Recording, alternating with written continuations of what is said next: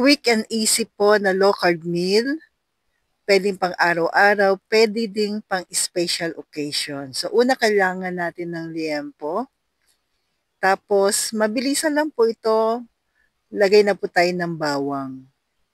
Mas maraming bawang, mas okay. At ito po yung no added sugar na teriyaki sauce ng Grindahan.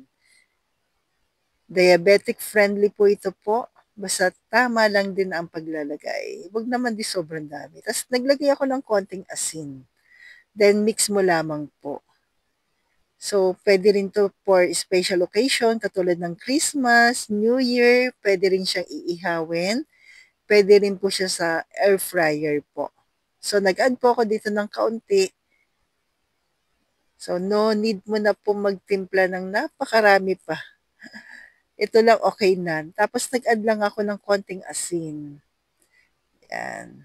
So, this time po, i-marinate natin na magdamag. Mas okay, pero pwede rin naman ng oras lang, mga 1 hour to 2 hours. Then, pinirito ko na lang po siya sa coconut oil. Pero anyway, pwedeng ihaw, pwede rin sa air fryer. So, stay low carb.